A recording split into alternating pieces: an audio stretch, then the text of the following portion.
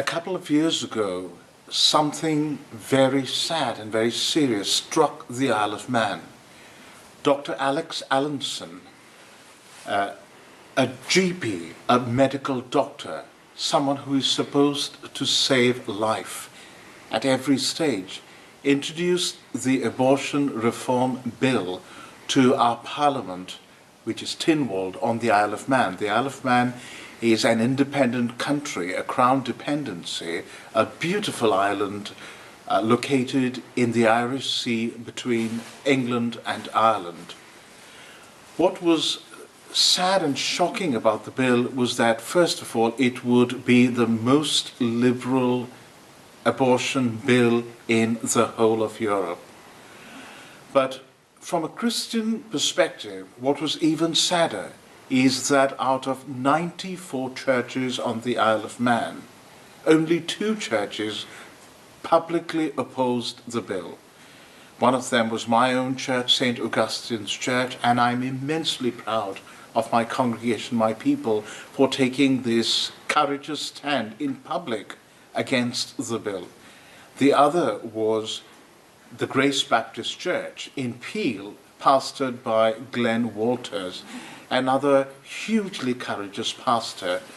We teamed up with a number of Roman Catholics, and week after week we stood with banners outside Tynwald and in various parts of the island and protested against the bill.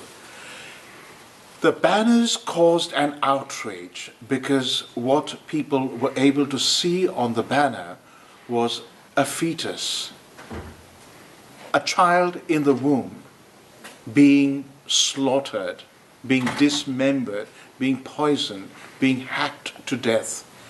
And there were occasions when people spat at us, gave us the finger.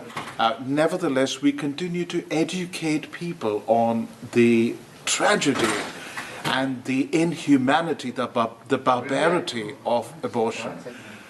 We were blessed because we were equipped to deal with this issue in the marketplace from an entirely philosophical and scientific perspective by Aisling Hubert and her team from Abort 67.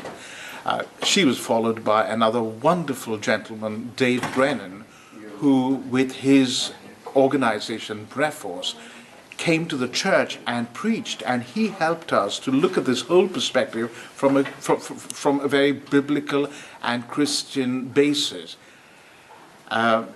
We have soldiered on for 2 years.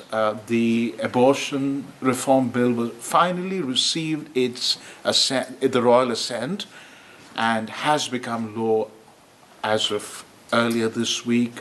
We are heartbroken, but we're not going to give up. We've decided to fight and fight and fight because we may not get the law changed, but if a mother comes up to us, an expectant mother, and looks at those horrific images and says, I'm not going to abort my baby, I've changed my mind, as a number of people have, we've witnessed this happening, we think if we can save one life, one child, one baby, we are doing something. We also are hugely inspired by William Wilberforce, the Clapham movement, Lewis Hines, the chap who abolished child labor in the mines, and Martin Luther King, because in every single instance, these people, I think it was Thomas Clarkson, who decided to expose the horrors of slavery to the people in Britain by using these images. And very interestingly, what people hate, detest, are these images. A number of Christians, a number of pastors have said, oh, you can talk about it, but don't show these images, for God's sake.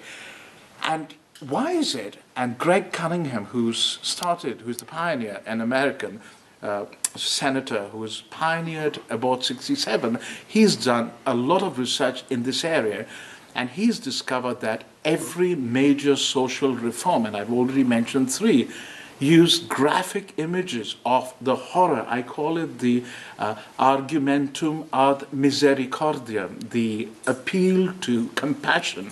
Because when you actually see in front of your eyes somebody being brutalized inhumanly, that works on you in a way that a rational argument, merely through words. And I'm sorry, I'm not diminishing the power or the authority of words, but a picture can work wonders in changing the hearts and minds of people.